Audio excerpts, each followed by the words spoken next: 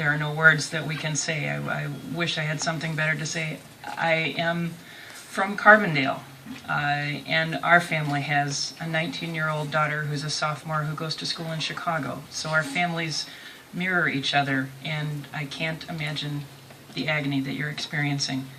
And I have to say that after the stories in the news today, there are more questions than we have had before. I thought we were moving to a point of resolution, and I think we'd have just a longer list of questions now. I'm here to say that I want to help with that. In that process, I want to help as Lieutenant Governor, I want to help as a resident of Carbondale, but mostly I want to help as a mom, and anything I can do, I'm going to help. Thank you. In pain, in tear, in spite of all those pain, may I kindly request Mrs. Lovely Verghese, Pravin's mom, to come forward. Both of you, please. Matthew Verghese, the father, to come forward and represent the voice of the family.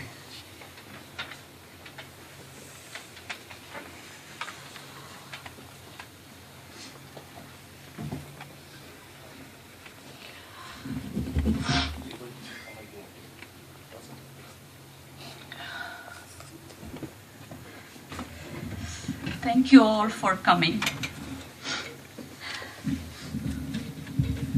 Overwhelmed with the support we have. We want to thank Mrs. Mariamma Pillai for arranging this meeting.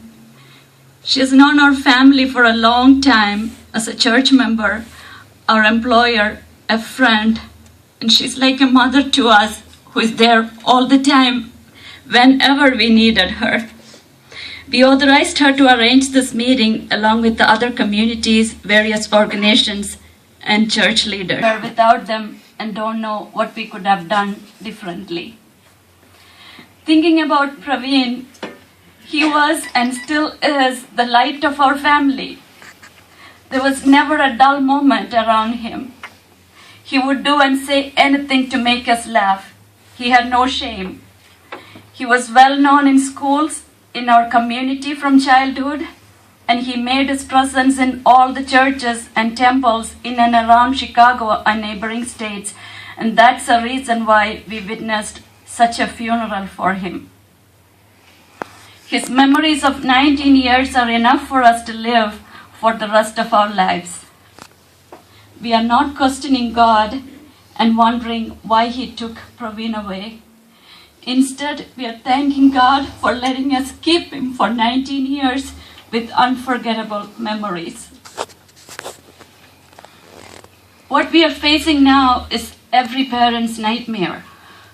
Once they start college, when they are out of our sight, we don't know what they are doing. We know they feel grown up, have the freedom, and want to try everything at this age. We can only tell them what is good and bad and hope and pray they follow the values we taught them. But for whatever reason, the kids don't want the parents to know the social side of their life. Friends become everything, and whatever they do is right. We did not even know he was drinking, and we thought he knew better, and now we found out that many of his friends knew this and do the same. He found a way to balance family and friends, and so we did not see or hear what was happening. He called us every day. He came home every 3-4 weeks, and he spends weekends with Priya in St. Louis and brought her home with him whenever possible. He never talked back to us. If he gets mad, he'll go into his room, and in 5 to 10 minutes, he's back to his naughtiness again. He could not be mad at anyone, and we know he loved and cared for us. The reason why we are standing here and asking for your help is because we don't have any peace of mind since the day our son went missing. There are many unanswered questions. We try to add up everything, but we are not getting anywhere. We are trying to solve the puzzle, and we need your help. Until we find satisfying answers, we have no rest. His soul needs to rest. We should do that justice to him. We want answers, not revenge. We want to stress that. We won't be able to do this on our own. We need the support of our community in every aspect. If his passing can shed light in one person's life, save us all, or make a change in the legal system that we all believe and trust, every pain that we feel is worth it. Pravin called the night of the 12th and talked to both of us. He talked about his day and said he has a test the next day. He did not tell us about the party planned that night. The late night party, the underage drinking, and the wrong decisions are the reasons why we have to stand here today. We want the youth to see what we are going through. Losing a child is beyond imagination, and no one will understand that pain. We honestly hope this incident will make a change in at least one young one's life. Maybe this will change someone in the way they keep the secrets from their parents. We hope and pray that our loss will bring someone closer to God. We know you are under so much pressure and trying to fit in. But make sure you hold on to God really tight. When you're out there, check and make sure your friend is okay. If you sense that your friend is getting into trouble, please tell the family. That's what a true friend will do. The night of the 13th, when the phone rang, I picked up the phone thinking it's Pravin. And when I heard Carbondale police, my heart just stopped. The officer said that Pravin has been missing since the previous night, and his cousin, who is his roommate, reported him missing and cannot find him. We left to Carbondale right away. We met with the police and detectives who had high hopes of finding Pravin alive and told us to keep the hope. They told us that many college kids do this and they come back in 4 or 5 days. We knew that our Pravin never do anything like that unless he is in trouble, and he would call us if he has any access to a phone. We do not want to speculate on what they did and did not do, but we know we are not satisfied with the way this was handled. Conflicting stories about everything is very troublesome. We have friends whose kids are in the same college and they did not even know about him missing even on Sunday, 4 days after he was reported missing.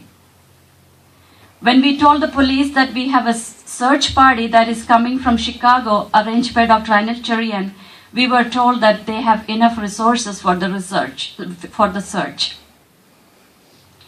At one point on Saturday, one officer thought that Pravin was not in Carbondale anymore, and we were told that the information was given to state police, troopers, and he was placed in the national database for missing person.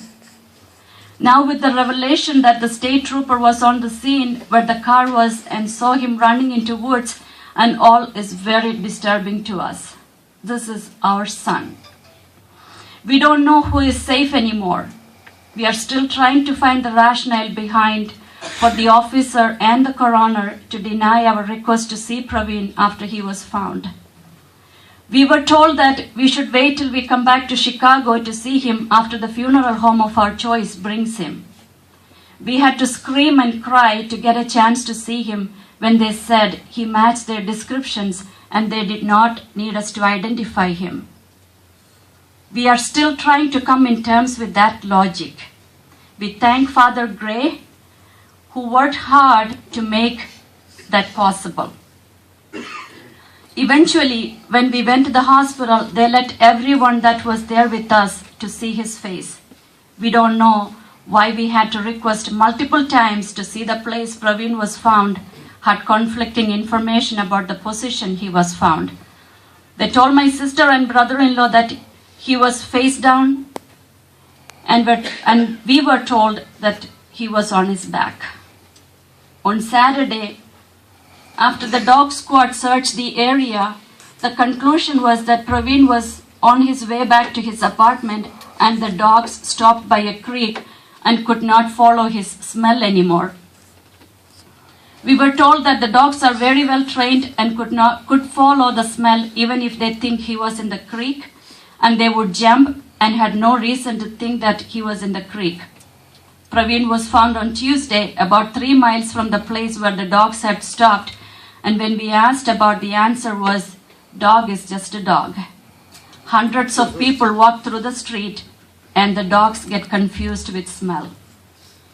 The area where Pravin was found was so muddy, and they told us that we need equipment to get in, and it will be very dangerous for us to get there, and tried to keep us away.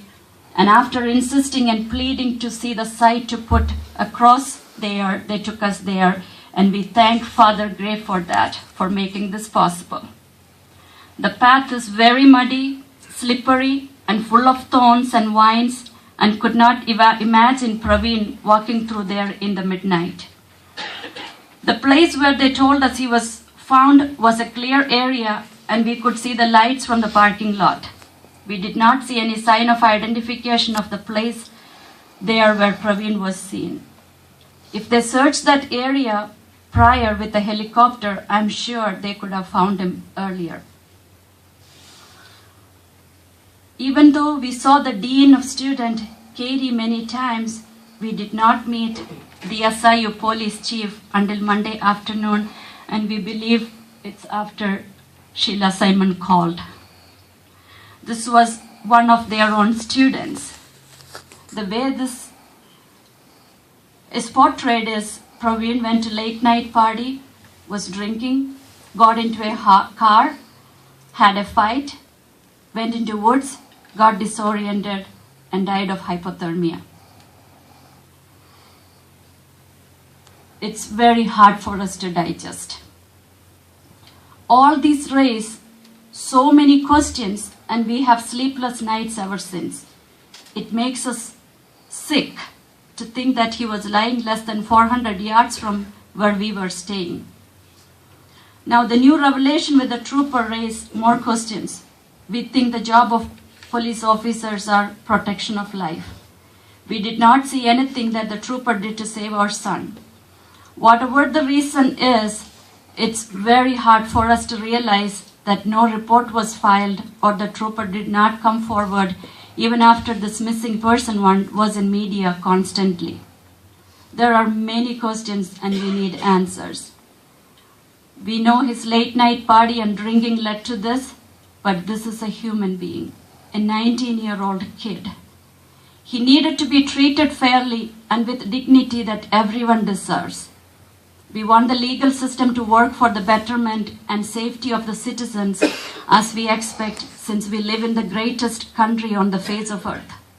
We are so proud to be part of this country and honored to be US citizens. If there is something missing in the way communications are being done and handled, then this is the time to change. This should not happen to another family. When someone is reported missing, there should be a better way of using resources to find that person.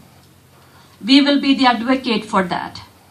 We don't have detective minds, and that's why we believe in our law enforcement to protect us and do everything for the public safety. We don't know what the outcome would be since the investigation is still going on. We don't know what to expect. Whatever it is, when we get to the bottom of it, we'll have a peace of mind that we did everything possible to find the answers to our questions and change the way human beings are treated. This could be anyone's son or daughter, and don't want to see another person standing like this just because there are loopholes in the legal system. We want the system to work for the betterment of fellow citizens. We hope the loss of our Pravin can cause a change in at least one person. Our family is broken and don't want to see another broken family. But as a family, our priority is to know what really happened to Pravin. Once we find out what happened, we will need our community's help again to take action to prevent this situation to happen to someone else. Again, we want to stress, we just want answers, no revenge. We want to go to our grave in peace, knowing what happened to our Pravin. That's all. Thank you all for coming.